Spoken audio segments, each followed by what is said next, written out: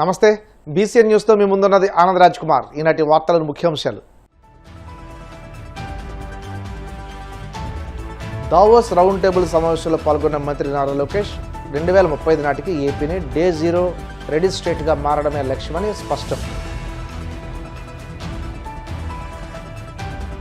విజయవాడలో హోంమంత్రి అనితను కుటుంబ సమేతంగా కలిసిన కానిస్టేబుల్ జయశాంతి పోలీసు కుటుంబాలకు కూటమి ప్రభుత్వం అండగా ఉంటుందని హామీ.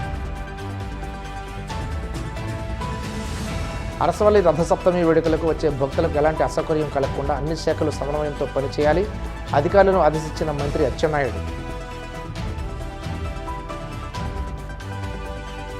సిరిసిల్ల మున్సిపల్ ఎన్నికల్లో గులాబీ జెండానే ఎగురుతుందన్న కేటీఆర్, అన్ని వార్డులను గెలవడమే లక్ష్యంగా ముందుకు వెళ్లాలని శ్రేణులకు పిలుపు.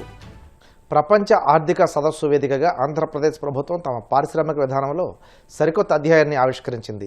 ఈజ్ ఆఫ్ డూయింగ్ బిజినెస్ నుండి స్పీడ్ ఆఫ్ డూయింగ్ బిజినెస్ వైపు అడుగులు వేస్తున్నామని, పెట్టుబడులను వారాల వ్యవధిలోనే కార్యరూపంలోకి తెచ్చేలా 2035 నాటికి రాష్ట్రాన్ని డే జీరో రెడీ స్టేట్గా తీర్చిదిద్దడమే లక్ష్యమని మంత్రి నారా లోకేష్ స్పష్టం చేశారు.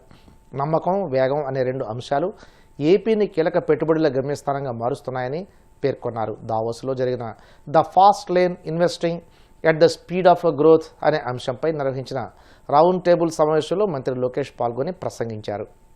That is a challenge for the entire political system. I mean, if you look at it globally, to be fair, I think the Indian political system definitely looks a lot better. Saying that, I believe that there's greater maturity now coming in, and it requires greater discussion. But behind, all the investments, we're talking about, X amount of dollars or Y amount of land that's required. But the most fundamental point is the number of jobs we're going to create. And that is the narrative that this time around, as a state, we're very focused upon.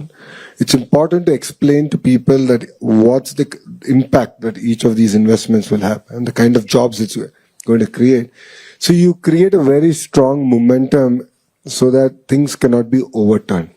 Yes, things have been reversed in the past, but I believe it's been an isolated incident for Andhra Pradesh in one administration. But look at it. Look at Hyderabad. What are the foundations that Mr. Naidu laid in 94 have been continued. And look at the city today. Look at the state today. It has the highest per capita income in India because the narrative was set.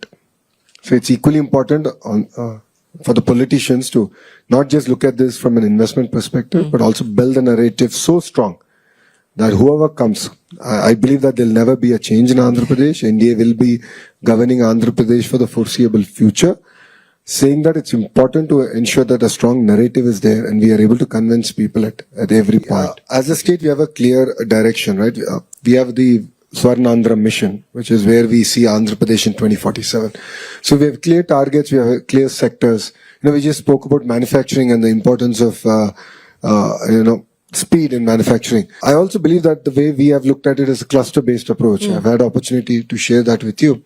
And that's where we are working with Renew, and they've been supporting our initiative on a rapid prototyping center, which we want to bring in from Sydney and bring it into their ecosystem. So we are working on a very cluster-based approach where there's a tight integration between verticals and horizontals. Horizontal is education, certification and so on and so forth. Verticals are all the different components and the players who are there, who make up the entire ecosystem, which I truly believe is missing in India as we speak. And that's why we are struggling with manufacturing. We are not at the pace at which we should be as a nation. And I believe the experiment that we are doing in Andhra Pradesh could be a model that can be replicated in India. And I think what Sumanji said is a very, very important point. And that's where CM came out with this P4 program. ఇటీవల రద్దీగా ఉన్న రోడ్డుపై చేతిలో చట్టిబిడ్డతో traffic clear చేసి అంకితభావం ప్రదర్శించిన మహిళా lady constable జయశాంతిని హోంమంత్రి వంగలపూడి అనిత అభినందించి సత్కరించారు. విజయవాడలోని తన క్యాంప్ కార్యాలయంలో జయశాంతిని, ఆమె కుటుంబ సభ్యులను మంత్రి స్వయంగా కలిసి సత్కారం చేశారు. గత సంక్రాంతి పండుగ సమయంలో కాకినాడ కెనాల్ రోడ్డుపై జయశాంతి చేసిన పని అందరి ప్రశంసలు అందుకుంది. చేతిలో చంటిబిడ్డతో ఉంటూనే ట్రాఫిక్ను నియంత్రిస్తూ ఓ అంబులెన్స్కు దారి సుగమం చేసేందుకు ఆమె కృషి చేశారు. పైగా ఆ రోజు ఆమె డ్యూటీలో లేరు, అయినప్పటికీ సామాజిక బాధ్యతతో ట్రాఫిక్ క్లియర్ చేశారు. ఈ విషయం తన దృష్టికి రావడంతో మంత్రి అనిత స్వయంగా జయశాంతికి ఫోన్ చేసి అభినందనలు తెలిపారు. ఆ సంభాషణలోనే మంత్రిని కలవాలన్న తన ఆకాంక్షను జయశాంతి వ్యక్తం చేయగా తాజాగా ఆ కోరికను నెరవేర్చారు. శ్రీకాకుళం జిల్లా అరసవల్లి సూర్యనారాయణ స్వామి క్షేత్రంలో ఈ నెల 25న జరిగే రథసప్తమి వేడుకలకు వచ్చే భక్తులకు ఎలాంటి అసౌకర్యం కలగకుండా అన్ని శాఖలు సమన్వయంతో పనిచేయాలని మంత్రి అచ్చెన్నాయుడు అధికారులను ఆదేశించారు. రథసప్తమిని ప్రభుత్వం రాష్ట్ర పండుగగా ప్రకటించిన నేపథ్యంలో ఈ ఉత్సవాలను అత్యంత ప్రతిష్టాత్మకంగా నిర్వహించాలని స్పష్టం చేశారు. అరసవల్లి దేవస్థానాన్ని సందర్శించి జిల్లా కలెక్టర్ స్వప్నిల్ దినకర్ పుణ్కర్, జిల్లా ఎస్పీ కెవి మహేశ్వరరెడ్డి ఇతర శాఖల ఉన్నతాధికారులతో కలిసి ఏర్పాట్లపై సమీక్షించారు.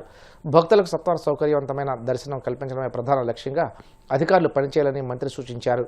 ఏ ఒక్కరు కూడా జిల్లా నుంచి కానీ రాష్ట్ర నలుమూల నుంచి ఎవరు వచ్చినా సరే ఏ ప్రాంతం వైజాగ్ నుంచి వస్తే ఎక్కడికి పార్కింగ్ చేయాలి, గార నుంచి వస్తే ఎక్కడికి పార్కింగ్ చేయాలి, ఇచ్చాపురం నుంచి వస్తే ఎక్కడికి పార్కింగ్ చేయాలి, టౌన్ నుంచి వస్తే ఎక్కడికి పార్కింగ్ చేయాలి, స్పష్టమైనటువంటి ఒక విధి విధానాలను రూపకల్పన చేసి అందరూ అది పాటించమని చెప్పి ఈ సందర్భంగా ప్రతి ఒక్కరికి కూడా దీంతో పాటుగా ఎండలు కూడా స్టార్ట్ అయ్యాయి. ఈరోజు కానీ నిన్న కానీ చూసి ఎండ కూడా ఎక్కువ ఉంది కాబట్టి వచ్చిన భక్తికి ఎక్కడ ఇబ్బంది లేకుండా నీడ సదుపాయం కూడా క్యూ లైన్లు వేశారు. అయితే గతంలో క్యూ లైన్లు గంట 2 గంటలు 3 గంటలు కొంతవరకు మనకు లేదు. ఈసారి అంత సమయం కాకుండా మ్యాక్సిమం వచ్చిన వాళ్ళకు ఒక 1 అవర్లోనే బయట అన్ని ఏర్పాట్లు చేశారు. భక్తులకి ఎక్కడ కూడా ఇబ్బంది కలగకుండా మంచినీళ్ళు మంచిగా చిన్నపిల్లలు వస్తే పాలు అన్ని ఏర్పాట్లు కూడా చేశారు. అది కూడా అన్లిమిటెడ్గా. ఎందుకంటే ఎవరు మంచినీళ్ళు దొరకలేదు, ఎవరు మంచిది దొరకలేదు, చిన్నపిల్లలకి పాలు దొరకలేదు, ఎక్కడ ఎవరో ఇబ్బంది పడకుండా అన్ని ఏర్పాట్లు కూడా చేశామని ఈ సందర్భంగా ప్రతి ఒక్కరికి తెలియజేస్తున్నాను. జిల్లా యంత్రాంగానికి, పోలీస్ యంత్రాంగానికి అభినందిస్తున్నాను.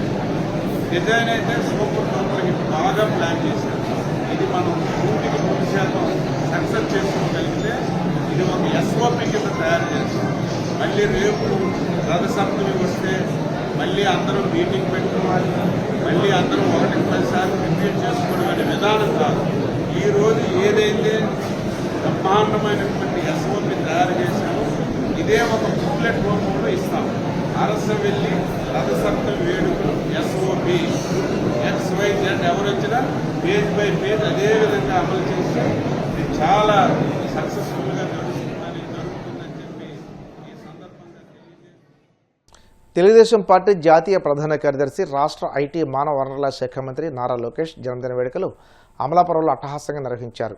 అంబేద్కర్ కోనసీమ జిల్లా అమలాపురం నియోజకవర్గ వ్యాప్తంగా ఉన్న హై స్కూల్లో చెరుకూరు సాయిరాం ఆధ్వర్యంలో 2600 మంది 10వ తరగతి విద్యార్థులకు ఉచితంగా ఆల్-ఇన్-వన్ స్టడీ మెటీరియల్స్ పంపిణీ చేశారు. అమలాపురం రూరల్ బండలంక పంచాయతీలో సర్పంచ్ సునీత ఆధ్వర్యంలో ఎమ్మెల్యే ఆనందరావు పేదలకు దుప్పట్లు పంపిణీ చేశారు. ఈ కార్యక్రమంలో నియోజకవర్గ కూటమి నాయకులు, కార్యకర్తలు తదితరులు పాల్గొన్నారు.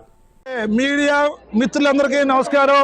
ఈరోజు అమలాపురం అసెంబ్లీ నియోజకవర్గం బండార్లం గ్రామంలో ఉన్నటువంటి ఈ యొక్క హై స్కూల్లో, జడ్పీ హై స్కూల్లో విద్యార్థులకు ఈ యొక్క 10th క్లాస్ మెటీరియల్ సంబంధించి ఆల్-ఇన్-వన్ పుస్తకాన్ని ఈరోజు తెలుగుదేశం పార్టీ యువత రాష్ట్ర నాయకులు సాయిరామ గారి ఆర్థిక సహాయంతో నియోజకవర్గంలో ఉన్నటువంటి అన్ని హై స్కూళ్ళు సుమారు 2600 మంది 10వ తరగతి విద్యార్థులకు మన ప్రీతమ యువ నాయకులు, ఈ రాష్ట్ర విద్యా మరియు ఐటీ శాఖ మార్చిలో తెలుగుదేశం పార్టీ కార్యకర్తల అండ భారతదేశ వ్యాప్తంగా తెలుగువారి కీర్తిని ముందుకు తీసుకెళ్ళడానికి ప్రపంచవ్యాప్తంగా తిరిగి పెట్టుబడులు రప్పించి తెలుగు యువతకు ఉపాధి కల్పించడానికి అహర్నిశలో కష్టపడి పనిచేస్తున్నటువంటి యువ నాయకులు లోకేష్ గారి యొక్క జన్మదిన సందర్భంగా ఈరోజు ఈ నియోజకవర్గంలో ఈ విధంగా విద్యాశాఖ తరపున, విద్యాశాఖలో ఉన్నటువంటి విద్యార్థులకి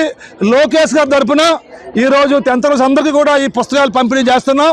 దీనివల్ల ప్రతి విద్యార్థి బాగా చదువుకుని 2600 మంది ఎవరైతే నియోజకవర్గంలో 10వ తరగతి విద్యార్థులు 10th క్లాస్ ఎగ్జామ్కి వెళ్తున్నారో వీరందరూ కూడా అఖండమైన మార్కులు సంపాదించి, స్టేట్ ర్యాంకులు సంపాదించి ఈ మెటీరియల్ని పూర్తిగా ఉపయోగించుకొని ఈ సందర్భంగా అందరూ కూడా మంచిగా చదివి పైకి రావాలని కోరుకుంటూ ఈ సందర్భంగా మరి లోకేష్ బాబు బాబు గారికి ఈ యొక్క విద్యార్థుల తరపున, స్కూల్ యాజమాన్యం తరపున, ఈ ఊరు తరపున, అలాగే అమలాపురం అసెంబ్లీ నియోజకవర్గం తరపున, జిల్లా తెలుగుదేశం పార్టీ తరపున, హృదయపూర్వక కూటమి తరపున, జనసేన, బీజేపీ, టీడీపీ తరపున హృదయపూర్వక పుట్టినరోజు శుభాకాంక్షలు తెలియజేసుకుంటూ లోకేష్ గారి నాయకత్వం, లోకేష్ గారి నాయకత్వం, లోకేష్ గారి నాయకత్వం.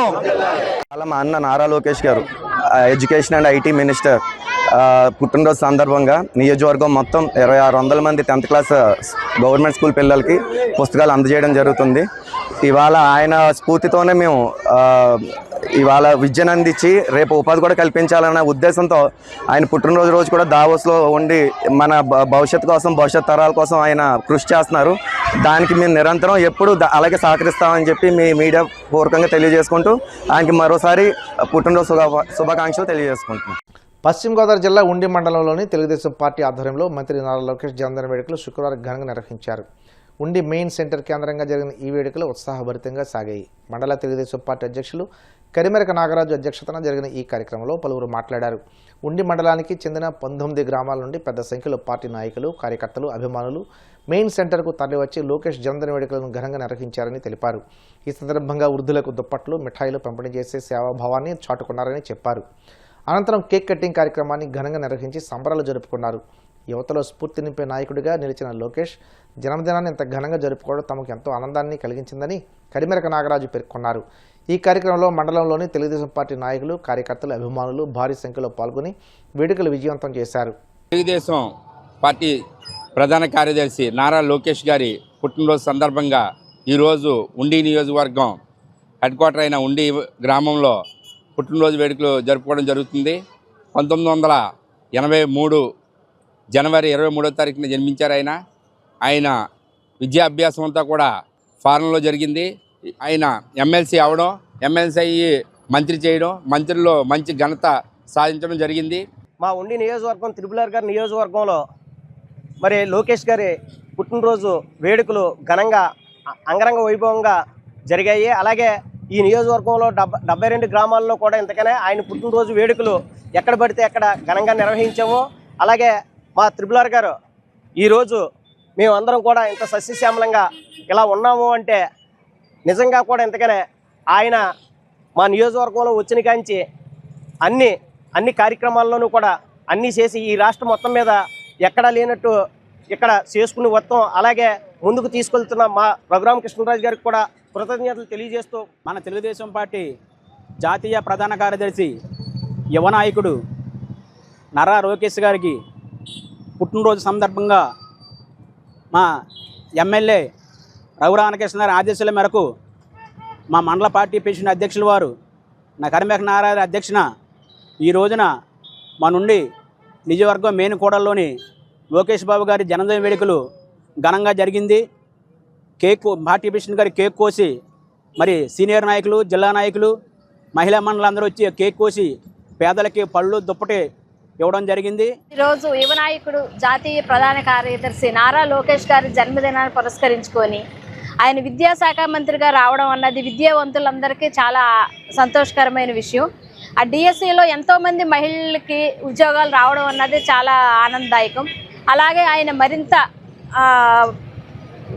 కార్యక్రమాలు చేస్తూ విద్యావంతులకి సహాయ సహకారాలుగా ఉంటూ దేవుడు ఆయనకు ఆయురారోగ్యాలు, సుఖ సంతోషాలు ఇవ్వాలని మా మహిళా మనులందరి తరపున ఆయనకు జన్మదిన శుభాకాంక్షలు తెలియజేస్తాం. నారా లోకేష్ గారి పుట్టినరోజు వేడుకలు చాలా ఘనంగా జరుపుకోవడం జరిగింది.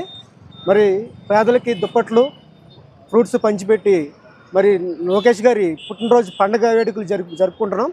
నారా లోకేష్ బాబు పుట్టినరోజు వేడుకలు జరుపుకోవడానికి ఉండి తెలుగుదేశం కార్యకర్తలు, కూటమి కార్యకర్తలు అందరూ మంచి సదుద్దేశంతో ఇక్కడ ఈ కార్యక్రమాన్ని జరిపించి పేదలకు వస్త్రదానం చేయాలి అనే సంకల్పం చేత ఈవేళ వస్త్రదానం చేసి ఆయనకు గొప్ప పుట్టినరోజు శుభాకాంక్షలు తెలియజేసినందుకై అందరి తరపున ఆయనకి దీర్ఘాయుష్షు, మంచి ఆరోగ్యం చేయాలని ఆ భగవంతుని వేడుకుంటూ ఇప్పుడు కాసేపు ప్రకటనలు.